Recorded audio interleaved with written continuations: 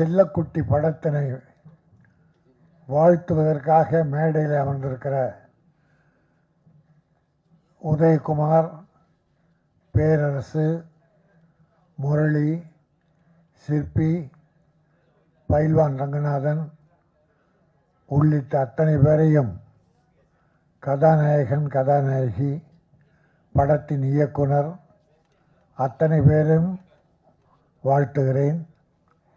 இந்த படம் வெல்ல வேண்டும் என்பதற்காக நிறைந்த நல்ல மனதுடன் வருகை தந்து மன நிறைந்து வாழ்த்தி கொண்டிருக்கிற நல்லவர்களாகிய உங்களையும் வாழ்த்துகிறேன், வணங்குகிறேன். எடுத்த உடனே ஒரு அற்புதமான வார்த்தை சொன்னாங்க, ஒரு சில வார்த்தைகள் பேசுவார்னு. ஆக்சுவலாக அவங்களுக்கு மரியாதை கொடுக்குன்னா நன்றி வணக்கம் சொல்லிட்டு போய் உட்காரணும். இருந்தால் கூட எனக்கு 12 மணிக்கு சொன்னாங்க, நான் கரெக்டாக 12 மணிக்கு வந்துட்டேன். ஒருத்தரும் இல்லை, பயமாக இருந்தது. அப்புறம் மோகன்ஜி ஆஃபீஸ் போய் உட்காந்து இப்போ ஃபோன் பண்ண பிறகு 1:45 மணிக்கு வந்து 2:30 மணிக்கு ஆரம்பித்து உடனே ஒரு வேண்டுகோள், மேடையில் இருக்கவங்களும் தப்பாக நினைக்கக்கூடாது, நீங்களும் தப்பாக நினைக்கக்கூடாது, நான் 2:15 மணிக்கு ஒரு இடத்துல இருக்கணும். அப்படி தான் ப்ரோக்ராம் பண்ணியிருந்தோம். பட் இந்த தம்பிகள், இந்த மணிபாய் ப்ரொடியூசர் மணிகண்டன் என்கிற மணிபாய் ஒரு அற்புதமான தம்பி, துணிச்சலோடு ஒரு படம், தமிழ் படம் எடுக்க வந்திருக்கிறார். அவர் வெற்றி பெற வேண்டும், அவர் போட்ட முதலீடு திரும்பி வர வேண்டும். சகாயநாதன் நல்ல சகாயமாக பண்ணி கொடுத்துருக்கார், நல்ல சிக்கனமாக படத்தை பண்ணி கொடுத்துருக்கார். அந்த தம்பியும் இயக்குனராக வெற்றி பெற வேண்டும். இதில் ஈடுபட்டிருக்கிற கலைஞர்கள், டெக்னீஷியன்ஸ் அத்தனை பேரும் வெற்றி பெற வேண்டும். என்னோட அருமை நண்பர் சிற்பி, நீண்டகால நண்பர், அவரும் பேக்ரவுண்டில் வாசித்ததாக சொன்னார்கள், ஒரு நல்ல இசையமைப்பாளர், அவரையும் வாழ்த்தி இந்த படம் நல்ல செல்லக்குட்டி தமிழக மக்களுக்கு வெள்ளக்கட்டியாக இனிக்க வேண்டும். இப்போ நல்ல சின்ன படங்கள்லாம் ஓரளவுக்கு ஓடிக்கிட்டுருக்கு. இப்போ முந்தாள் வெள்ளிக்கிழமை வந்த படம் பார்த்திங்கன்னா 7 படம் ரிலீஸ். 7 படத்தில் பேர் சொல்கிற மாதிரி எந்த படமும் நிற்கலை. பெரிய படம் சின்ன படம்ன்ற வித்தியாசமே இல்லாமல் எந்த படமும் சரியாக நிற்கலை. ஆனால் சில பாடங்கள் பார்த்தா சின்ன படங்கள் பெருசாக சக்ஸஸ் பண்ணுது. இப்போ வாழைன்னு ஒரு படம், இந்த கருடன், இப்போ இன்னொரு படம் கருடன், நம்ம உதயகுமார் நல்ல விஷயம், லப்பர் பந்து பெருசாக போயிட்டுருக்கு. அது ஆச்சரியமாக இருக்குது. மக்கள் நல்ல படத்தை பார்க்க விரும்புகிறாங்க. அதுவும் தமிழ் பண்பாடு கலாச்சாரம் மிகுந்த படம். கிராமங்களில் எவ்வளோ கதைகள் இருக்குது, ஒவ்வொரு வீட்லேயும் ஒரு கதை இருக்குது, ஒவ்வொரு குடும்பத்தில் இருக்குது. ஆக அந்த படத்தை பண்பாடு சிதையாமல், தமிழ் பண்பாடு நாகரிகம் கொலையாமல் அற்புதமாக எடுத்து சொன்னால் தமிழக மக்கள் ஏற்றுக்கொள்ள தயாராக இருக்கிறார்கள். அந்த வகையிலே இந்த செல்லக்குட்டி நல்ல படமாக அமைந்து நல்ல தமிழ் மக்களுக்கு ஒரு வெள்ளக்கட்டியாக இருந்து, தயாரிப்பாளர் மணிபாய் நல்ல மனதோடு ஈடுபட்டு படத்தை அன்போடு எடுத்திருக்கிறார். அவர் வெற்றி பெற வேண்டும், அவர் போட்ட பணம் திரும்பி அவர் கிடைக்க வேண்டும். அப்படி அந்த பணம் வந்தால் மீண்டும் படம் எடுப்பார். படம் எடுத்தால் தொழிலாளர்களுக்கும் டெக்னீஷியன்ஸுக்கும் மீண்டும் வேலை கிடைக்கும். பெரிய நடிகர்களுக்கு கோடி கோடியாக கொட்டு கொடுக்கிற பணம் எங்கேயோ போய் விடுகிறது, சினிமாவுக்கு வர்றதில்ல. ஆனால் சின்ன ப்ரொடியூசர் போட்ட பணம் திரும்பி வந்தால் மறுபடியும் படமாகத்தான் எடுக்கிறார்கள். அதனாலே தான் பல ஆயிரம் தொழிலாளர்களின் வாழ்வு மலர, புதிய இயக்குனர்கள் வர, கலைஞர்கள் வெற்றி பெற, இப்படி மணிபாய் மாதிரி சின்ன ப்ரொடியூசர்ஸ் பெரிய ப்ரொடியூசர் ஆகணும், மீண்டும் படம் எடுக்கணும். இந்த செல்லக்குட்டி வெள்ளக்கட்டியாக வெற்றி படமாக அமைய வாழ்த்துகிறேன். நன்றி, வணக்கம். எல்லாருக்கும் வணக்கம். முனீஸ்வர் சங்க தலைவர் திரு கே ராஜன் அவர்களே, தமிழ்நாடு திரைப்பட இயக்குநர்கள் சங்கத்தின் தலைவர் ஆர்வி உதயகுமார் அவர்களே, இயக்குனர் சங்கத்தின் செயலாளர் பேரரசு அவர்களே, செந்தமலன் அவர்களே, நாராயணன் என்கிற இசையமைப்பாளர் சிற்பி அவர்களே, பயில்வான் ரங்கநாதன் அவர்களே, இதே மேடையில் ஆங்கராக வந்து இன்றைக்கி ஒரு பரபரப்பான ஆர்டிஸ்டாக இருக்கிற காயத்ரி அவர்களே, இன்றைக்கி பட்டி தொட்டிலாம் அந்தமாக பரவி இருக்கிறாங்க. ஸோ ஆட்டோகிராஃப்லாம் நிறைய பேர் வாங்கிக்கோங்க, நல்லது. இந்த செல்லக்குட்டி படத்தோட இயக்குனர் மணிபாரதி வந்து ஏற்கனவே செந்தான்னு ஒரு படம் பண்ணார்னு நினைக்கிறேன். அப்போ இப்போ பேசிட்டு இருக்கும்போது சில விஷயங்கள் சொன்னார். இந்த படத்தோட இசையமைப்பாளர் வந்து சமீபத்தில் கொஞ்சம் இயற்கை எழுதிட்டார், டிஎஸ் முரளின்ட்டு. அதனால் இப்போ இவங்களுக்கு உறுதுணையாக இசையில் நம்ம சிற்பி இருந்து பண்ணி கொடுக்குறாரு. அதனால் அவருக்கு ஒரு கைத்தட்டு கொஞ்சம் பாராட்டு தெரிவிச்சுக்கலாம். இந்த படம் வந்து இந்த மாதிரி படங்கள் வந்து ஜெயிச்சா தான் உங்களுக்கு இண்டஸ்ட்ரி நல்லாயிருக்கும். இப்போ அதுக்கப்புறம் பார்த்தீங்கன்னா பேரரசாரும் உதயகுமார் சார் நல்லா நீண்ட சொற்பொழிவாற்றுவாங்க. யார் எதை சொல்லணுமோ அப்போ தான் ரீச் ஆகும். அந்த கேமராலாம் வந்து வெளியில் போடும். நம்மளாம் நீங்கள் விஐபி, நான்லாம் விஓபி, அதனால் உங்களுக்கு தான் மரியாதை உண்டு. ஸோ அதனால் நீங்கள் நல்லா பேசுவீங்க. நீங்கள் பேசுகிறத கைத்தட்ட வந்தவன் தான் நான். இப்போ இந்த மாதிரி படங்களுக்கு இவங்க 2 பேர் தான் வந்து வாழ்த்துறதுங்கிறத ஒரு லட்சியமாக வச்சுருக்கிறாங்கன்னா முதல்ல அவங்களுக்கு நம்ம கைத்தட்டி பாராட்ட தெரிவிக்கணும். ஏன்னா நடித்த படங்களுக்கே நடிகர்கள் வர்றதில்லை, நடிகைகள் வர்றதில்லை. அப்புறம் வந்து அதை விட பெரிய விஷயம், இப்போ இத்தனை கேமரா வந்திருக்கீங்க இல்லையா, உங்களுக்கு முதல்ல கைத்தட்டணும். ஏன்னா இந்த மாதிரி சிறு முதலீட்டு படங்களுக்கு நீங்கள் வந்து மக்கள்கிட்ட கொண்டு போகிறதுக்கு உங்களுக்கு தான் முதல்ல வந்து வரவேற்பு கொடுக்கணும். ஏன்னா பெரிய ஆர்டிஸ்ட் படம், கமர்ஷியல் ஹீரோக்கள் படங்கள்னால் இந்நேரம் ஒரு 150-200 கேமரா வந்திருக்கும். அந்த படங்களுக்கு பப்ளிசிட்டி தேவையில்லை. நான்லாம் மெர்சல் படம் பிஆர்ஓ பண்ணும்போது ஒரே ஒரு செல்லு தான் வெளியில் கொடுத்தேன். அது காட்டு தீயாக பரவி வந்துச்சு. இந்த மாதிரி படங்களுக்கு தான் நீங்கள் வந்து உறுதுணையாக இருக்கணும். ஸோ இந்த மாதிரி படங்கள் ஜெயிச்சா தான் வருஷத்துக்கு 250 படம் வந்து வேலை வாய்ப்பு கொடுக்குற மாதிரி வந்து சேரும். புது ப்ரொடியூசர்ஸ் உள்ளே வருவாங்க. அதே மாதிரி இந்த படம் ரிலீஸ் பண்ணுறதுக்கு இப்போ இவர் நம்ம ராஜன் சார் தலைவராக இருக்க சென்னை, செங்கல்பட்டு, காஞ்சிபுரம், திருவள்ளூர் மாவட்ட திரைப்பட விநியோக சங்கத்தின் செயலாளர் இவர் ராஜன் சார், அடுத்து செக்ரட்டரி வந்து கலைப்பள்ளி சேகர். ஸோ அவங்கக்கிட்ட நாங்கள் ஒரு கோரிக்கை வச்சுருக்கிறோம் தயாரிப்பாளர் சங்க சார்பில். இந்த சிறு முதலீட்டு படங்களை திரையரங்குகளை கொண்டு போய் ரிலீஸ் பண்ணுற வேலையை அந்த 9 ஏரியாவில் இருக்க விநியோக சங்கம் செயல்படுத்தினா நல்லாயிருக்குன்னு பேசியிருக்கோம். அதுக்கான வேலைகள் நடந்துகிட்ருக்கு. ஸோ உங்களுக்கு அதெல்லாம் ஒரு பெரிய வரப்பிரசாதம். ஏன்னா சின்ன சின்ன படங்களுக்கு வந்து நிறைய பேர் வந்து ராங்காக கைட் பண்ணி ஏற்கனவே நிறையா முதலீடு பண்ணி மறுபடியும் வந்து செலவு பண்ணி அவங்க லாஸ் ஆகுறாங்க. அந்த லாஸை சரி பண்ணுறதுக்கும் சரியான வழிகாட்டுதல் வேணும்னு சொல்லி அவங்ககிட்ட கோரிக்கை வச்சதில் அவங்க அதுக்கான ஒரு ஃபார்மேட் ரெடி பண்ணிகிட்ருக்குறாங்க. நீங்கள் அவங்கள அப்ரோச் பண்ணலாம். ஸோ இந்த செல்லக்குட்டி படம் மாபெரும் வெற்றி அடையணும். இதில் நடித்தவங்க தொழில்நுட்ப கலைஞர்கள்லாம் மிகப்பெரிய ஆளாக வரணும். இந்த படம் பாட்டு ஒன்று பார்த்தோம், நம்ம சிவாஜி கணேசன் நடித்து பாரமங்களை பாடுன்னு நினைக்கிறேன், அவள் பறந்து போனாலேன்னு ஒரு பாட்டு இருக்குது. ஏறக்குறைய அந்த ரிசர்வன்ஸ் இருக்கிறதுனால இந்த படமும் இந்த பாட்டும் மிகப்பெரிய வெற்றி அடையும். எல்லா வல்ல இறைவனை வேண்டி விடைபெறுகிறேன். நன்றி, வணக்கம். ஒரு அற்புதமான திரைப்படத்தின் இசை வெளியீட்டு விழாவில் தமிழ்நாடு திரைப்பட இயக்குனர் சங்கத்தின் தலைவராகவும் இங்கே மேடையில் வீற்றிருக்கின்ற என்னை பற்றி புகழ்ந்து பேசி சென்ற அண்ணன் நம்ம விநியோகஸ்தர் சங்க தலைவர் அண்ணன் கே ராஜன் அவர்களும், தயாரிப்பாளர் சங்கத்தை முதுகெலும்பாக இருந்து வழிநடத்தி கொண்டிருக்கும் எங்கள் அற்புதமான தயாரிப்பாளர் சங்க செயற்குழு உறுப்பினர் மற்றும் பிஆர்ஓ சங்கத்தின் தலைவர் எங்கள் அண்ணன், பிரியத்திற்குரிய அண்ணன் உங்களை தானே எங்களை ஜாஸ்தி பேச சொல்லிட்டு அப்புறம் அவரே ஜாஸ்தி பேசிட்டு உட்காந்துருக்கிறாரு அண்ணன் பைலூன் ரங்கநாதன். ஆமாம், இசையமைப்பாளர் சிற்பி அவர்களே, எனது அன்பு தம்பியும் தமிழ்நாடு திரைப்பட இயக்குனர் சங்க செயலாளருமான இயக்குனர் பேரரசு அவர்களே, இந்த படத்தின் ஹீரோ அவர்களே, ஹீரோயின்களில் ஒருவரே, அப்புறம்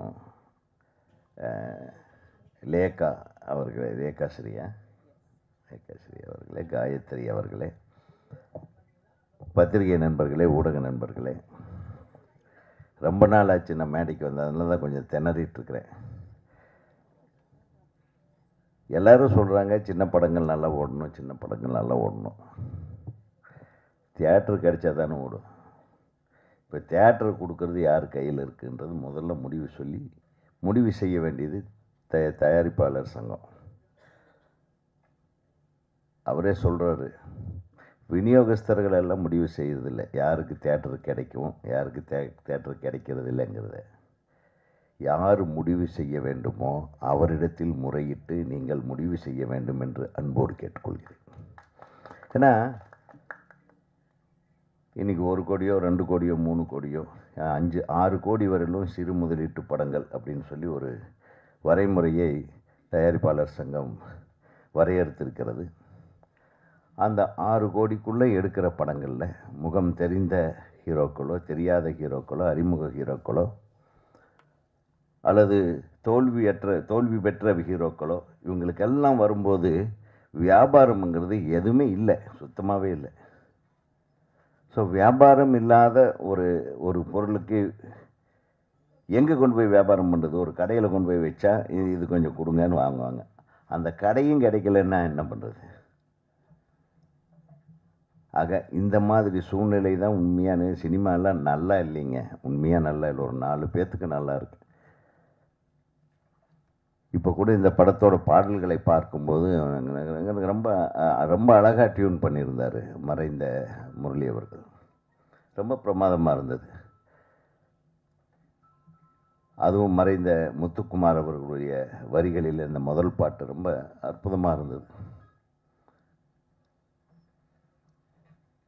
அப்புறம் அண்ணன் சொன்னது போனால் என்ன பாட்டது, அவள் பாரு அவர் பறந்து போகிறார். அந்த பாடல் 2 பாடலுமே நல்லா இருந்தது. ரொம்ப இனிமையான இசையாக இருந்தது. ஒரு ரீரெக்கார்டிங் சொல்ல வேண்டியதில்லை. அவர் நட்புக்காக அன்புக்காக சிற்பி அவர்கள் மிக அற்புதமான இசையமைப்பாளர். அவர் இந்த படத்துக்கு உறுதுணையாக இருந்திருக்கிறது ஒரு மிகப்பெரிய விஷயம். ஏழுமலை அவர்கள், இயக்குனர் ஏழுமலை இந்த படத்திலே உறுதுணையாக இருந்து இந்த படம் முடிவடைவதற்கு ஒரு காரணமாக இருந்திருக்கிறார். அவரை நான் பாராட்ட கடமைப்பட்டிருக்கிறேன். தயாரிப்பாளர் சொன்னதை நான் இங்கே இருந்தாலும் ஒரு பண்பாடு கருதி சில விஷயங்கள் நம்ம வெளியே பேச முடியல. ரொம்ப நல்ல ப்ரொடியூசராக இருக்கார், ரொம்ப இனிமையானவர். முதல்லையே சினிமாவை பற்றி தெரிஞ்சிருக்கு. அவர் இணை ஒளிப்பதிவாளராக பல படங்களிலே பணியாற்றி இருக்கிறார். இந்த படம் எடுக்கணும்னு வந்த டைம் தான் கொஞ்சம் பேட் டைமு. பட் நல்ல படம் எடுத்திருக்கீங்க. நிச்சயமாக இந்த எந்த முகமும் பார்த்தா முகம் சுளிக்கிற மாதிரி இல்லை, எல்லாமே அழகாக இருந்தது. அந்த எடுக்கப்பட்ட விதமும் பாடல் காட்சியாகட்டும், அது என்ன 2 ஹீரோ 1 ஹீரோயின் சப்ஜெக்டாக என்னமோ தெரியல, அது எனக்கு கொஞ்சம் புரியல. பட்டு மிக அழகாக இருந்தது. அந்த பொண்ணும் அழகாக எக்ஸ்ப்ரெஷன் கொடுத்துருந்தாங்க. தம்பிங்க 2 பேரும் ஹீரோக்கள் 2 பேரும் நல்லா நடிச்சிருந்தாங்க. இந்த மாதிரியான படங்கள் நிச்சயமாக வாழை மாதிரி அண்ணன் சொல்கிற மாதிரி நிச்சயமாக ஓட வேண்டும். அந்த காலத்தில் பார்த்திங்கன்னா பெரிய படங்கள் சின்ன படங்கள்னு இல்லாமல் எல்லா படங்களுமே ஓடும். ஒரு தீபாவளிக்கு ஒரு 15 படம் ரிலீஸ் ஆச்சுன்னா ஒரு 10 படம் தியேட்டர்களில் 100 நாள் ஓடிடும். அப்புறம் மீதி படங்கள் எல்லாம் இவர் 75 நாளாவது ஓடும், இல்லை 60 நாள் ஓடும், 50 நாள் ஓடும். எந்த படத்தை எடுத்த தயாரிப்பாளர்களுக்கும் நஷ்டம் இருக்காது. அப்படின்னா அந்த 16 படத்தையும் பிரித்து ஜனங்க பார்த்துருவாங்க. அப்போது சிவாஜி படம் வரும், எம்ஜிஆர் படம் வரும், முத்துராமன் படம் வரும், ஜெய்சங்கர் படம் வரும். இந்த மாதிரி எல்லா நடிகர்களுக்கென்றும் படம் இருக்கும். ஒரு சாமி படம் வரும், அதுக்குன்னு ஒரு கூட்டம் போகும். எத்தனை அழகாக இருந்த அந்த சினிமா. அந்த படங்களை பார்த்துட்டு நான் சின்ன பையனாக இருக்கும்போதெல்லாம் வில்லேஜில் இந்த திண்ணையில் உட்காந்து அந்த கதையெல்லாம் சொல்லிகிட்ருப்பாங்க. ஒரு திரைப்படம் என்பது தான் பார்த்து அனுபவித்து ரசித்த விஷயத்தை அது ஒரு திண்ணையிலேயோ ஒரு மேடையிலேயோ ஒரு தெரு முனையிலேயோ நின்று கொண்டு முழு கதையையும் சொல்லி கொண்டிருந்த காலம் அது. அப்படி சொல்கிற அளவுக்கு படம் எடுத்தாங்க. இப்போ முழு கதையை யாராச்சும் சொல்ல முடியுமா? இப்போ மிகப்பெரிய ஹிட்டு கலெக்ஷன் படங்களில் நீங்கள் கதை எப்படி சொல்கிறதுனே தெரியாமல் முழிச்சிட்ருப்பீங்க. இப்போ நான் கொஞ்ச நாளாக பார்த்துட்ருக்குறேன். அண்ணனுக்கு தெரியும், படம் விமர்சனங்கள்ன்ட்டு நிறைய யூடியூபர்ஸு நீங்கள் ரொம்ப முயற்சி பண்ணுறீங்க. உங்களை நான் பாராட்டாமல் இருக்க முடியாது. ஏன்னா அந்த படத்தை பார்த்துட்டு அந்த படத்தை கதை என்னன்னு சொல்ல முடியாமல் திணறீங்க பாருங்க. நொந்து நூடுல்ஸ் ஆகி அப்புறம் பார்க்கலாங்க, இது நல்லா இருக்கு, அவங்களுக்கு பிடிக்கும் இவங்களுக்கு பிடிக்கும்னு எப்படியெல்லாம் நீங்கள் ஒப்பேத்துறீங்க. உங்களுக்கு நான் தலை வணங்குறேன். இப்படி இருக்குது அந்த காலத்து படங்கள். ஏங்க நம்ம 90களில் இருந்த படங்கள் வரை ஒரு படத்தின் கதையை அழகாக படம் பார்த்து விட்டு வந்து சின்ன பசங்களுக்கோ பக்கத்து வீட்டுக்காரங்களுக்கோ கதை சொல்லுவாங்க தெரியுமா? அந்த மாதிரி ஒரு படத்தோட கதையை இப்போ சொல்ல முடியுமா? மிக பிரம்மாண்டங்கள் என்ற பெயரில் மக்களுடைய பாக்கெட்டை மட்டுமே எங்கே இந்த பாக்கெட்லேருந்து எவ்வளவு எடுக்கலான்றதை மட்டுமே மைண்டில் வச்சுட்டு ஸ்கிரிப்ட் பண்ணி அது உட்காந்து ஜனங்க வேறு வழி இல்லாமல் எல்லா தேட்டர்லேயும் அதே படத்தை போட்டு வேறு எங்கேயுமே போக முடியாது, நீங்கள் அங்கே தாண்டா வந்தாகணுன்றது கட்டாயப்படுத்தி இன்றைக்கு வசூல் வேட்டையில் ஈடுபடுகிறார்கள். இது தமிழ் திரையுலகம் எந்த அளவுக்கு மோசமாக போயிட்டுருக்குன்றதுக்கு ஒரு எடுத்துக்காட்டு தான். தயவு பண்ணி நல்ல கதைகள் எடுங்க. கதைகளுக்கா பஞ்சம்? ராஜன் சொன்ன மாதிரி எத்தனை வாழ்வியல் விஷயங்கள் இருக்குது, எத்தனை அழகான விஷயங்கள் இருக்குது. நம்மை சுற்றி நடக்கிற நல்ல விஷயங்களை படமாக எடுங்கள். ஏதோ ஒரு இங்கிலீஷ் படத்தை பார்த்துட்டு இவ்வளவு பெரிய ஓட்டை இருக்கிற ஒரு கன்னெல்லாம் நாங்கள் பார்த்ததே இல்லைங்க.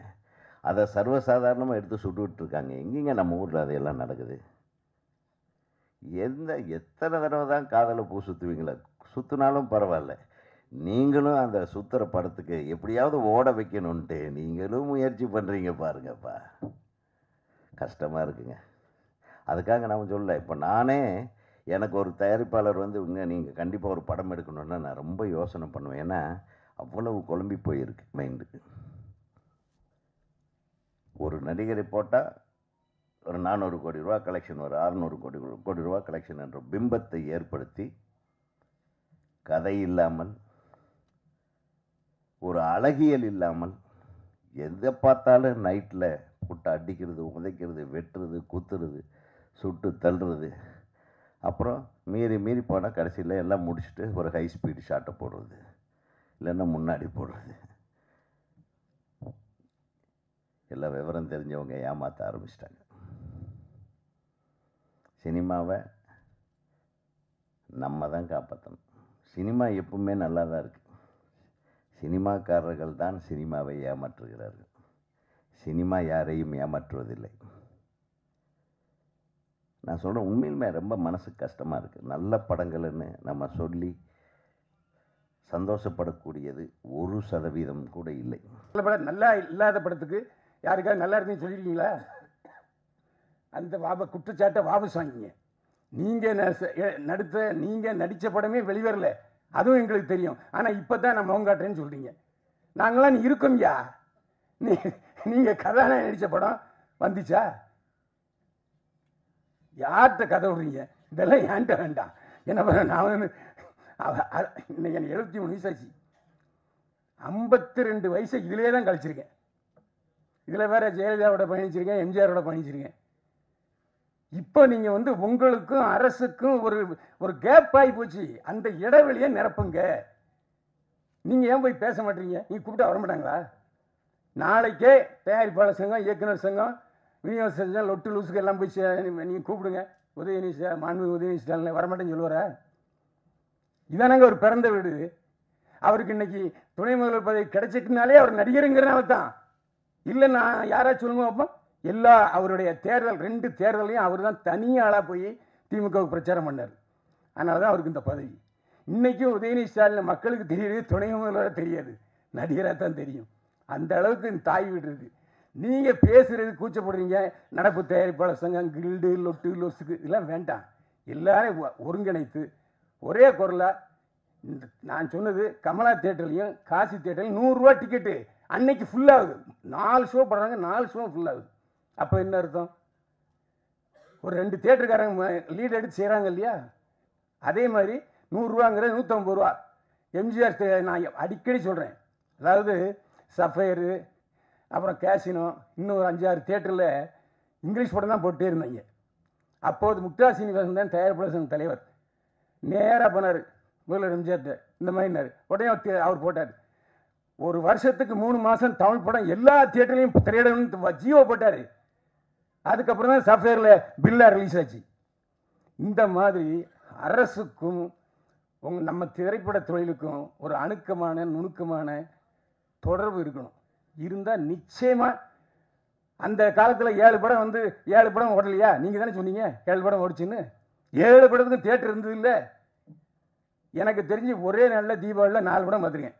புரட்சியாளர் எம்ஜிஆர், நடிகர் சிவாஜி கணேசன், ஜெய்சங்கர், முத்துராமன் 4 படம் பார்த்துருக்கேன் ஒரே நாளில் 4 ஷோ. அப்படிலாம் பார்க்குறதுக்கு ஜனங்க இருக்காங்க.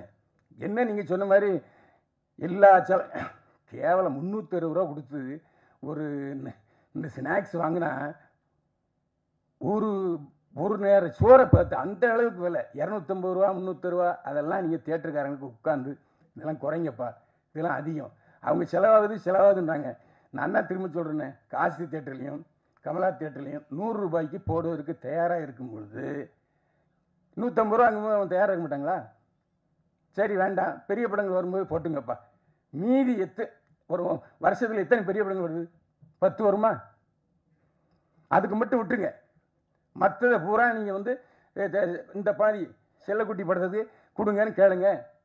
தேட்டருக்காரன் மாட்டேன்னுவாங்களா, இல்லாட்டி விநியோகஸ்தர் மாட்டேன்பாங்களா, இல்லை அரசாங்கம் மாட்டேன்னு சொல்லுவாங்களா? அதுவும் ஜிஎஸ்டி இருக்கு இல்லையா? 100 ரூபா டிக்கெட்டில் ஜிஎஸ்டி இருக்கு, இல்லாமல் இல்லை. ரேஷியோ குறைவு, அவ்வளோதான். அதனால் நாம் உட்காந்துக்கிட்டு நாங்கள் தயாரிப்பாளர் சங்கம், நாங்கள் ஒரு ரூட்டில் போவோம், தயாரிப்பாளர் சங்கம் அவங்க ஒரு ரூட்டில் போவாங்க, சின்ன தயாரிப்பாளர் சங்கம் அவங்க ஒரு ரூட்டில் போவாங்கன்னா புரோக்கர்கள் தான் வாழ்வார்கள். நான் தான் சொல்கிறேன்னு. இன்னைக்கு ரெட் ஜெயண்ட்டு மற்ற சன் பிக்சர்ஸ் இல்லைன்னா உடனே இங்கே ஒரு 10-100 தேட்டர் கிடைக்குமா? புரோக்கரை தான் தேடி போகிறீங்க. ஏன் அவங்க நேரடியாக தேட்டருக்காரங்கிட்ட உங்களோட பேசுறதுக்கு வசதி இல்லையா? அதுக்கு ஒரு அமைப்பை அமைங்க. தேட்டர் அதிபர்களும் பேசுவதற்கு ஒரு அமைப்பை நீங்களே அமைங்க. யார் மாட்டேன்னு சொல்லுவாங்களா? இன்னைக்கு அவங்க உட்காந்துட்டு ப்ரெஸ் மீட் பண்ணுறாங்க. எங்களுக்கு பத்தலை, இன்னும் ஏற்றி கொடுனா எங்கே போய் இப்போ ஏற்றி கொடுக்குறது? ஒரு பத்திரிகையாளன் என்கிற முறையில் இவ்வளோ நாள் இருந்ததில் என்னுடைய அறிவுரைகளை சொன்னேன். ஏன்னா என்ன காரணம்னா, சில விஷயங்கள் தெரியாமல் இருக்காங்க. இந்த பேரரசுக்கும் சரி, உதயகுமாருக்கும் சரி, இந்த நான் இப்போ 2 தேட்டரில் 100 ரூபாய்க்கு போடுறது தெரியுமான்னா தெரியாது. அதுக்கு தான் பத்திரிகைக்காரன் தேவை. ஏன்னா எல்லா இடத்துலையும் மேயரை வந்து யாருன்னா பத்திரிகைக்காரன் தான். ஆனால் நீங்கள் என்னடனா யூடியூப்காரங்க நல்லா இல்லாத படத்துக்கு கூட நல்லா இருக்குன்னு சொன்னான்னு சொல்கிறீங்க. அது நல்லது தானே இது? எப்போ நான் ஒருத்தன் இருக்கேன், ஒரு படத்தை கிளி தொங்க விட்டுருவேன். இன்னும் ஒரு 4 பேர் போயிருக்காங்க, பார்த்தோன்னே அண்ணே வணக்கண்ணே பார்த்துண்ணே அப்படிம்பாங்க. அப்படிப்பட்ட சூழ்நிலை யூடியூபர்கள் இன்னைக்கு எல்லா படத்தையும் பாராட்டி எழுதுறாங்கன்னா உற்சாகப்படுத்துங்க. நீ ஏன் நல்ல நல்ல படத்துக்கு இல்லை ஒரு தடவை பார்க்கலாம்னு சொல்லிட்டு அந்த விமர்சனத்தை வைக்காதீங்க. தயவு செஞ்சு பத்திரிகைக்காரங்க எல்லாருக்கும் தெரியும் எப்படி விமர்சனம் எழுதுறது, எப்படி விளம்பரம் வாங்குறது, எப்படி ப்ராஜெக்ட் பண்ணுறதுன்னு தெரியும். அதனால் நீங்கள் தயவு செஞ்சு உங்கள் சினிமாவில் நல்ல படம் எடுங்க. ஓடுற படம் ஓடாத படம் 2 தானே. இன்றைக்கி ஓடிடிங்கிற ஒரு தளம் இருக்குது. அந்த ஓடிடி தளத்தில் பேசுங்க. ஓடிடி தளம் 4 தளம் இருக்கு இல்லையா, அவங்ககிட்ட பேசுங்க. முன்னாலேயாச்சும் சென்னை தமிழ்நாடு ரிலீஸு இல்லைன்னா சிலோன் ரிலீஸு. சிலோன் தான் விற்பனை, அவ்வளோ விற்பனை. எம்ஜிஆர் படம் சிவாஜி படமும் சிலோன்லாம் 100 நாள் ஓடும். ஓடிடி தளம் இப்போ திடீர்னு ஸ்ட்ரைக் பண்ணுறான், மாட்டேங்கிறான். அவன் சிவப்பு கொடி காமிச்சிட்டான். ஸோ அவங்கள கூப்பிட்டு உட்கார வச்சு என்ன அவங்க பிரச்சனை, சின்ன படங்கள் வாங்குங்க, பேசுங்க. அதுதானே உங்களுக்கு நன்மையை பயக்கும். வியாபார ஸ்தலங்கள் இப்போ சினிமா தேட்டரில் ஒரு வாரம், இப்போ எதுக்கு சினிமா தேட்டரில் வந்து திடீர்னு 3 நாள் சக்ஸஸ் மீட் வைக்கிறாங்க தெரியுமா? ஓடுற படத்துக்கும் சரி ஓடாத படத்துக்கும் சரி 3 நாள் சக்ஸஸ் மீட். என்ன காரணம்னா ஓடிடி பிரச்சனை இருக்குது. ஓடிடியில் அந்த தளத்தில் இந்த சக்ஸஸ் மீட் வச்சா தான் நிறையா பப்ளிசிட்டி ஆகுதுங்கிறனால தான். இதெல்லாம் தயவு செஞ்சு நீங்கள் அதை யோசித்து முடிவெடுங்க. நன்றி, வணக்கம். அனைவருக்கும் வணக்கம். மேடையில் அமர்ந்திருக்கும் கலையுலக ஜாம்பவான்கள் அனைவருக்கும் வணக்கம். மற்றும் இங்கே அமர்த்துக்கின்ற பத்திரிகை நண்பர்கள் அனைவருக்கும் என்னுடைய பணிவான மதிய வணக்கம். நேரமின்மை காரணத்தால் டிடியில் என்னால் பேச முடியல. பட் இருந்தாலும் ஒரு வார்த்தை இந்த தயாரிப்பாளரையும் இந்த டீமை பற்றி நம்ம பேச வேண்டிய கடமை நமக்கு உள்ளது. இந்த மணிகண்டன் என்ற மணிபாய் தான் இந்த படத்தோட ப்ரொடியூசரு. அவர் ஒரு 3 மாதத்துக்கு முன்னாடி என் வீட்டுக்கு வந்து, சார் ஒரு படம் எடுத்துருக்கிறேன், எனக்கு ஆர்ஆர் மட்டும் பண்ணி கொடுக்கணும் அப்படின்னு சொன்னார். மியூசிக் யார் சார் பண்ணியிருக்கிறான்னு கேட்டேன். டிஎஸ் முரளிதரன். சரி படத்தை காட்டுங்க அப்படின்னு கேட்டேன். படத்தை போட்டு காட்டினார். உண்மையாகவே மிக பிரமாதமாக ஒரு நல்ல படம் அப்படிங்கிறது படம் பார்க்கும்போதே தெரிஞ்சது. படம் இப்போ நான் டபுள் பாசிட்டிவ் பார்க்கும்போதே எனக்கு 2-3 இடத்துல டியர்ஸ் வந்தது. உண்மையாகவே அற்புதமான படம். ரொம்ப நாளுக்கு அப்புறம் ஒரு ட்ரையாங்கல் லவ்வை ரொம்ப எளிமையாக மிக பிரம்மாண்டமாகவும் அழகாக சொல்லியிருக்கிறாரு. செந்தமிழன் சார் ரொம்ப அற்புதமாக அந்த படத்துக்கு டைலாக் எழுதியிருக்கிறாரு. அவர் ஹீரோயினுடைய ஃபாதராக வேறு நடிச்சிருக்கிறாரு. பார்த்துருப்பீங்க செந்தமிழ் சார், உங்களுக்கெல்லாம் தெரியும், சிந்துநதி பூ டைரக்டரு, மிக சிறப்பாக பணியாற்றிருக்கிறாரு. அது இல்லாமல் வந்து பார்த்தீங்கன்னா இந்த படத்தை தூக்கி சுமந்தது பார்த்தீங்கன்னா அவர் ப்ரொடியூசர் மணிபாய் சார் தான். உண்மையாகவே நான் சகாய்நாதன், இந்த படத்தோட டைரக்டர் சகாய்நாதன் நான் மீட் பண்ணல, யாரையுமே நான் மீட் பண்ணல. என் கூட வந்து படத்தை கொடுத்துட்டு நான் சொன்னேன், ஒரு 15 days டைம் கொடுங்க சார், இந்த படத்துக்கு நான் ஆர்ஆர் முடிச்சுட்டு உங்களை கூப்பிட்றேன் அப்படின்னு. 15 days கழித்து வந்து பார்த்தாரு. படம் பார்த்துட்டு ஆர்ஆர் ரொம்ப பிடிச்சிருந்தது. நான் ஆக்சுவலி வந்து டிஎஸ் முரளிதரனும் கணேஷ் ராமும் சாங் பண்ணியிருந்தனால அந்த சாங்கோட ஸ்டெம்ஸ் எல்லாம் கொடுங்க சார், ஆர்ஆர் பண்ணும்போது அந்த சாங்கை ஒட்டியே வந்து ஆர்ஆர் பண்ணோம்னா நல்லாயிருக்கும் அப்படின்னு சொல்லி போட்டு அந்த சாங்ஸ் எல்லாம் கொடுத்தா. அப்படியே உண்மையாகவே சொல்கிறேன், நான் வந்து ஒரு 15 days ஃப்ரேம் பார்த்து ரீரெக்கார்டிங் பண்ணியிருக்கேன். இது வரைக்கும் ஒரு 5-6 தடவை இந்த படத்தை பார்த்துருப்பேன். ஒவ்வொரு டைம் பார்க்கும்போதும் ஒரு ஃப்ரெஷ்ஷாக பார்க்குற மாதிரி தான் ஒரு ஃபீலிங்கே ஒழிய எங்கேயுமே வந்து திருப்பி இந்த படத்தை பார்க்குறமே அப்படிங்கிற எந்த இடத்துலையுமே போர் அடிக்கலை. உண்மையாகவே இந்த படத்தை வந்து மக்கள்கிட்ட கொண்டு போய் சேர்க்கறது மீடியா நண்பர்கள் உங்கள் கையில் தான் இருக்குது. இந்த மாதிரி ஒரு சின்ன படங்கள், இந்த மாதிரி ஒரு ப்ரொடியூசர் சக்ஸஸ் ஆனார்னா தொடர்ந்து ஒரு நல்ல இயக்குநர்களுக்கு வாய்ப்பு கிடைக்கும். நல்ல தைரியமாக ஒரு புதுமுகங்களை வச்சு இன்றைக்கி படம் எடுக்கிறதுக்கு ப்ரொடியூசர்ஸே இல்லை.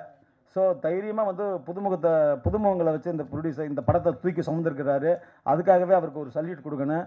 இந்த படத்தில் வந்து மணிபாய் சக்ஸஸ் அடைஞ்சாருன்னா தொடர்ந்து வந்து தைரியமாக ஒரு பிஸ்னஸ் இல்லை, இன்றைக்கி யாருமே படம் எடுத்தாலும் ஒரு பிஸ்னஸ் இருக்கிற ஆர்டிஸ்ட் வேணுமே. ஒரு ஓடிடியில் விற்றாலும் சரி, சேட்டலைட் விற்றாலும் சரி, ஒரு பிஸ்னஸ் இருக்கிற ஆர்டிஸ்ட்டை வச்சு படம் எடுக்கிற காலகட்டத்தில் துணிச்சலாக முதல் படமே வந்து புதுமுகங்களை வச்சு இந்த அளவுக்கு பண்ணியிருக்கிறாரு.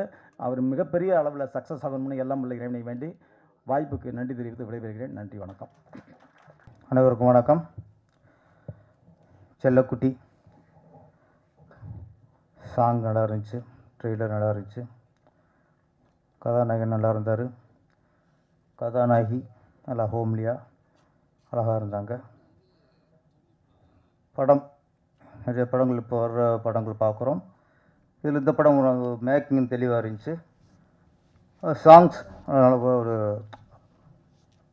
பாடலும் சரி, பாடலை காட்சி அமைத்ததும் சரி, நல்லா ரசிக்கிற மாதிரி இருந்தது. ரொம்ப நாள் ஆச்சு இந்த மாதிரி காதல் படம் பார்த்து. இப்போ 96 படம் வந்துச்சு. அந்த காலகட்டத்தில் உள்ள காதல் வந்து எப்போவுமே ரசிக்கிற மாதிரி இருக்கும். அந்த டைப்பில் தான் அந்த செல்லக்குட்டி கொஞ்சம் முன்னாடி ஒரு 10-15 வருஷத்துக்கு முன்னாடி எடுத்த அந்த ஒரு மேக்கிங் ஸ்பீடாக பண்ணுறதுங்கிறதுலாம் அது ஒரு மேக்கிங் இல்லை. அது மக்கள் ரசிக்கிற மாதிரி பண்ணணும். நம்ம என்ன டேரக்டர் என்ன சொல்ல வரோனோ அதை மக்கள் அப்படியே உணரணும். நம்ம ஃபீல் பண்ணுறத மக்களும் ஃபீல் பண்ணணும். அதை எடுத்து கொடுக்குறது தான் ஒரு இயக்குனரோட சரியான அதான் டைரக்ஷனுக்காக தான். ஒரு ஷோ காட்சி எடுத்தோம்னா ஆடியன்ஸை கண் கணக்கு வைக்கணும். சீன் அழுதுக்கு இருப்பான், நம்மள அப்படியே படம் முடிப்பாங்கிட்டு இருப்பான். ஏன்னா அது காட்சி ஆக்குற விதம். இதில் அந்த இது இருந்துச்சு. நம்ம அந்த ஒரு இயக்குனர் சகாயநாதன் ஒரு இயக்குனருக்கான வேலையை கரெக்டாக அதில் பண்ணியிருக்காரு. பாடல் என்ன சொன்னாங்க, இந்த அவள் பறந்து போனாலே என்னை மறந்து போனாலே, அந்த பாட்டு பார்க்கும்போது அங்கே போகுது அப்படியே. ஆக்சுவலி இந்த மாதிரி வேணும்னு டைரக்டர் கேட்டு மிஸ்டர் போட்டுருக்கலாம்.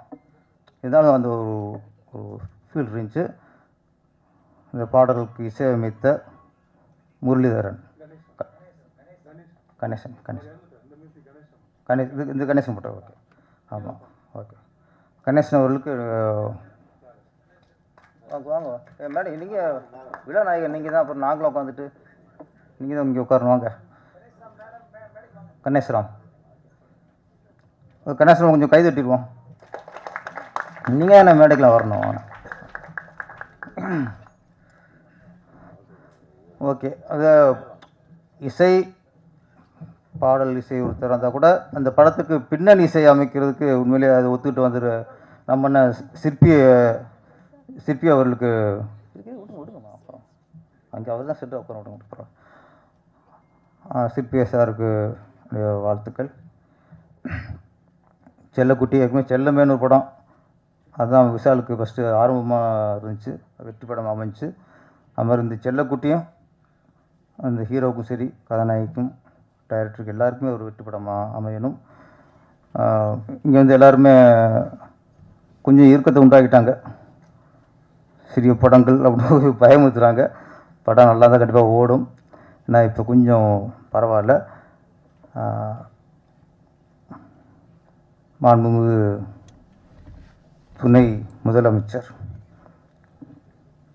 உதயநிதி ஸ்டாலின் அவர்கள் ஒரு துணை முதலமைச்சராக இருக்கார். அவருக்கு வாழ்த்துக்கள். ஒரு கலைஞர் குடும்பத்திலிருந்து வந்தால் கூட நம்ம திரைத்துறையிலிருந்து அவர் நடிகராக அவர் பயணித்து இன்றைக்கி நமக்கு வந்து அவர் நடிகராக தான் நமக்கு அறிமுகம். நம்ம துறையில் தான் அவருடைய வாழ்க்கை பயணித்தது. இன்றைக்கி அந்த நடிகர் ஒரு துணை முதலமைச்சராக இருக்குது நமக்கு எல்லாருக்குமே மகிழ்ச்சியான விஷயம். உதயகுமார் சார் சரி, ராஜன் சார் அவர்களும் இந்த சிறு படங்களுக்கு எப்படி காப்பாற்றுறது, அதுக்கு தேட்டருக்கு எப்படி மக்களை வரவழைக்கிறது, அது இன்னொன்று பார்த்தா இன்றைக்கி தயாரிப்பு சங்கத்தில் ஒவ்வொரு சங்கமாக கூட்டு பேசிட்டே இருக்காங்க. இயக்குனர் சங்கம், ஒளிப்பதிவாளர் சங்கம், எடிட்டர் சங்கம், எழுத்தாளர் சங்கம், ஒவ்வொரு சங்கமாக கூட்டு பேசிட்டு இருக்காங்க.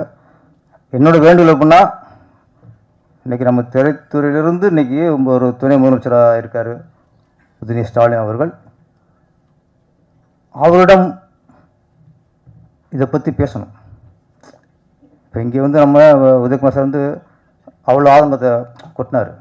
அவரோட பேச்சை கேட்கும்போது நமக்கு சினிமா நேசிக்க எல்லாருக்குமே ஒரு வழி வரும். அதான் நமக்கு வருது. இன்றைக்கி ஒன்றும் இல்லை, ஒரே 2 விஷயத்தில் முடிச்சிட்டேன். 2 விஷயந்தான். எம்ஜிஆர் காலத்துலையும் சரி, ரஜினி காலத்துலையும் சரி, எனக்கு ஒரு 20 வருஷத்துக்கு முன்னாடி சரி, திரைப்படம்ங்கிறது அது ஒரு ஏழைக்கான ஒரு சாதனம். அப்போ தியேட்டருக்கு போகணுன்னா யார் போவாங்கன்னா, ஆட்டோ ஓட்டுறவங்க, ரிக்ஷா ஓட்டுறவங்க, ரோட்டு வேலை பார்க்குறவங்க, விவசாயம் பண்ணுறவங்க, கட்டட வேலை பார்க்குறவங்க, இப்படி உழைக்கிறவங்க எல்லாருமே அந்த உழைப்பின் களைப்பை தீர்க்கிறதுக்கு போகிற இடமாகத்தான் திரையரங்கம் இருந்தது. அன்னைக்கு பணக்காரர்கள் படம் எடுத்தார்கள், ஏழைகள் படம் பார்த்தார்கள். இன்று பணக்காரர்களும் படம் பார்க்கிறார்கள், தயாரிப்பில் ஏழையை விடுகிறார்கள். எல்லாருக்கும் வணக்கம். மேடையில் இருக்கும் பெரியவர்களுக்கு வணக்கம். ப்ரெஸ் பீப்புள் எல்லாருக்கும் வணக்கம். ரொம்ப சந்தோஷம், எங்கள் படத்தை ப்ரமோட் பண்ணுறதுக்காக வந்ததுக்காக ரொம்ப சந்தோஷம். சின்ன படம் பெரிய படம்னு பார்க்காம இந்த படத்தை பார்ப்போம், படம் நல்லா இருந்தால் கண்டிப்பாக ப்ரமோட் பண்ணுவோங்கிற எண்ணத்தோட, நல்ல எண்ணத்தோடு வந்த அத்தனை பேருக்கும் வணக்கம். முதல்ல நான் இங்கே வந்து நிற்கிறதுக்கு காரணமாக என்னோடய அம்மா அப்பா, அவங்களுக்கு என்னோட நன்றி வாழ்த்துக்களை தெரிவித்துக் கொள்கிறேன். திரும்ப சொல்கிறாங்க நம்ம பிளான் பண்ணபடி இல்லாமல் ரொம்ப அதிகமான டைம் ஆயிடுச்சு அப்படின்னு. அதனால் எல்லா நன்றிகளும் இன்னொரு மேடையில் நான் சொல்லிக்கிறேன்.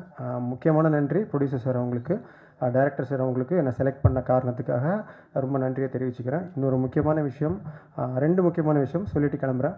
ஒன்று, எத்தனை பேருக்கு கிடைக்கும்னு தெரியல, நான் முத்துக்குமார் சார் அவங்களோட லிரிக்ஸில் எனக்கு ஒரு அருமையான பாட்டு, நீங்கள் பார்த்த அந்த பாட்டு, அது நல்லா உங்களுக்கெல்லாம் பிடிக்கும்னு நம்புகிறேன். நிறையா அம்மாக்காக அப்பாக்காக பாட்டு எழுதியிருக்காங்க, ரொம்ப ஹிட்டும் ஆகிருக்கு. அது மாதிரி இது வந்து ஒரு காதல் பாட்டு, ரொம்ப நல்லா வந்திருக்கு, மக்களுக்கும் பிடிக்கும்னு நம்புகிறேன். இன்னொரு விஷயம் என்ன அப்படின்னா, இது வந்து ஒரு 90s கிட்ஸோட லவ் ஸ்டோரி. சும்மா சாதாரண லவ் ஸ்டோரி மாதிரி இல்லாமல், இன்றைக்கி இருக்கக்கூடிய இன்றைக்கி இருக்கக்கூடிய காலகட்டத்தில் இருக்கக்கூடிய ஒரு லவ் மாதிரி இல்லாமல், செல்ஃபோன் இல்லாமல், ஃபேஸ்புக் இல்லாமல், இன்ஸ்டா இல்லாமல், அந்த காலத்தில் ஒரு பையன் ஒரு பொண்ணை எப்படி பார்க்குறான், அந்த பொண்ணு மனசில் என்ன இருக்குது அப்படிங்கிறத பற்றி நம்ம எல்லாரும் அந்த காலத்தில் படிக்கும்போது, காலேஜ் போகும்போது, ஸ்கூலில் போனது எப்படி இருந்ததோ அதை ரீகலெக்ட் பண்ணுற மாதிரியான ஒரு படமாக இருக்கும். இன்னும் சற்று நேரத்தில் அந்த படத்தை நம்ம பார்க்க போகிறோம். கண்டிப்பாக பாருங்கள். நீங்கள் நல்லபடியாக ப்ரொமோட் பண்ணுங்கள் அப்படின்னு நான் சொல்லலை, பாருங்கள், கண்டிப்பாக படம் உங்களுக்கு பிடிக்கும். பிடிச்சிருந்தால் பாசிட்டிவாக எழுதுங்க. படத்தில் ஒரு அருமையான மெசேஜ் இருக்குது, ரொம்ப முக்கியமான மெசேஜ், இன்றைக்கி எல்லாரும் தெரிய வேண்டிய ஒரு மெசேஜ்.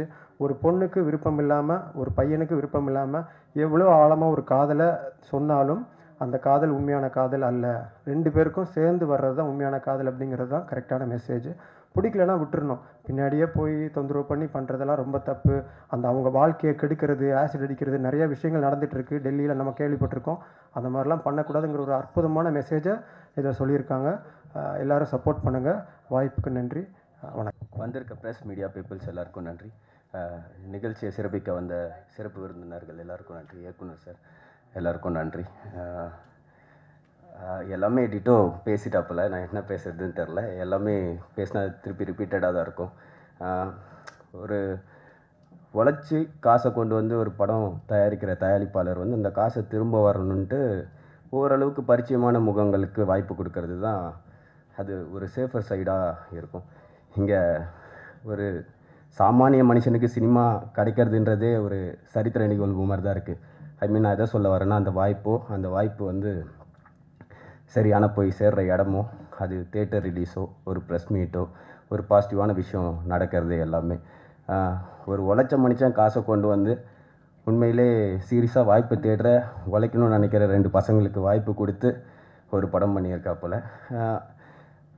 அந்த அன்பே சிவம் படத்தை சொல்லுவாங்கள்ல, அந்த மனசு தான் சார் அப்படின்ற மாதிரி. மனசுக்காக மட்டும் படம் ஓடுறதில்ல, படம் நல்லா இருந்தால் தான் பார்ப்பாங்க. இது நல்ல படமாகவும் இருக்கும். பார்த்து எல்லாரையும் சப்போர்ட் பண்ணுங்கள். நன்றி, வணக்கம். எல்லாருக்கும் வணக்கம். அண்ட் ப்ரெஸ் அண்ட் மீடியாவில் வந்திருக்கவங்களுக்கும் வணக்கம். மேடையில் எல்லாருக்குமே வணக்கம். இந்த படத்தோட சாங் அண்ட் ஆடியோலாம் பார்த்துருப்பீங்க, எல்லாருக்கும் பிடிச்சிருக்கோன்னு நினைக்கிறேன். அண்ட் ரொம்ப முக்கியமாக ஒன்று சொல்லணும், ப்ரொடியூசர் மணி சாருக்கு ரொம்ப thank you sir for giving me this beautiful opportunity. And எல்லாருக்குமே இந்த படம் ரொம்ப பிடிக்கும்னு நினைக்கிறேன். ஏன்னா இந்த பெண்களுக்கு ஒரு நல்ல மெசேஜ் இருக்குது இந்த மூவியில். கண்டிப்பாக எல்லாருமே பார்த்து தெரிஞ்சுக்கணும். அண்ட் நல்ல ஒரு கம்ப்ளீட் ஃபேமிலி என்டர்டைன்மெண்ட் மூவி, எந்த ஒரு 18+ இல்லாமல் நல்ல மூவியாக இருக்குது. ஸோ எல்லாருமே பார்த்து கண்டிப்பாக பிடிக்கும்னு நான் நம்புகிறேன். தேங்க்யூ. இவ்வளோ நேரம் பொறுமையாக கேட்டுக்கிட்டு இருக்கிறதுக்கு ரொம்ப நன்றி. நேரம் இல்லாமல் அந்த மாதிரி ஆயிடுச்சு. உங்களுக்கு முதல்ல நன்றி நான் தெரிவிச்சுக்கிறேன். இந்த படத்துக்கு வந்த உதயகுமார் சார் அவர்களுக்கு நன்றி, ராஜன் சார் அவர்களுக்கும் நன்றி, விஜயமுரளி அவர்களுக்கும் நன்றி, இசையம் சிற்பி அவர்களுக்கும் நன்றியை தெரிவிச்சுக்கிறேன். அப்புறம் அனைவருக்கும் மேடையில் ஹீரோயின்கள் அனைவருக்கும் நன்றியை தெரிவிச்சுக்கிறேன். எங்கள் யூனிவர்சிட்டி ஜெனிஷ் அவர்களும் பேரன் சாருக்கும் வணக்கம் தெரிவிச்சுக்கிறேன். பைல்வான் ரங்கநாதர் அவர்களுக்கும் நன்றி தெரிவிச்சுக்கிறேன். அனைவருக்கும் நன்றியை தெரிவிச்சுக்கிறேன். உதயகுமார் சாருக்கும் நன்றி, அனைவருக்கும் நன்றி. கணேஷ் அம்மையன் கூட உதவி பண்ணி அந்த லாஸ்ட்டாக அந்த பாட்டை நீங்கள் கேட்டீங்க இல்லையா, அதுக்கு அந்த பாட்டு நான் தான் எழுதி கொடுத்தேன் அவங்கள்ட்ட. அவர் டியூன் அவராக போட்டு பாடிட்டார், நான் எழுதி கொடுத்துட்டேன். அவர் தான் அந்த தொலைந்து போனாலே பாட்டு மியூசிக் பண்ணவர் அவர் தான். நான் ஒரு 10 நிமிஷம் நான் எழுதி கொடுத்தேன், தொலைந்து போனாலே என்னை மறந்து போனாலே அப்படின்னு அழகாக எழுதி கொடுத்துட்டேன். ஆனால் அருமையாக அவரை மியூசிக்காக கொண்டு வந்து அந்த நாதஸ்வரம் பாலை வச்சு அருமையாக கொடுத்தாங்க. அதை நீங்கள் பார்த்துருப்பீங்க, ரசிச்சிருப்பீங்கன்னு நினைக்கிறேன். மற்றபடி இப்போ நீங்கள் படம் பார்க்க போகிறீங்க, பார்த்துட்டு நீங்கள் பாருங்கள், நாமளே சொல்கிறதுக்கு இல்லை. அப்புறம் இன்னொன்று சொல்லணும், உங்களை மாதிரி தான் நான் ரொம்ப கஷ்டப்பட்டு இந்த சினிமாவுக்கு வந்து சொல்லணும்னா அந்த கோயம்பேடு மார்க்கெட்டில் மூட்டை தூக்கி தான் தொழில் நான் ஆரம்பித்தேன். பெரிய பணக்கார வீட்டுக்குள்ளலாம் நான் கிடையாது. ஆனால் எல்லாரையும் எல்லாம் மதிக்கணும், கவனிக்கணும் அப்படின்ட்டு எப்படியும் அந்த படத்தை வந்து யாருக்கும் பாக்கி இல்லாமல் நான் கொடுத்துருக்கேன். எல்லாருக்கும் நல்லா எடுத்திருக்கேன்னு சொல்கிறத விட தயவுசெய்து நீங்கள் பாருங்கள், பார்த்துட்டு எனக்கு சொல்லுங்கள். வேறு வளவளன்னு பேச விரும்பலை. உங்கள் அனைவருக்கும் எனக்கு நன்றியை சொல்லிச்சிருக்கேன். ஏன்னா உங்கள் கையில் தான் இருக்குது, எங்கெல்லாம் காப்பாற்றி கொடுங்க.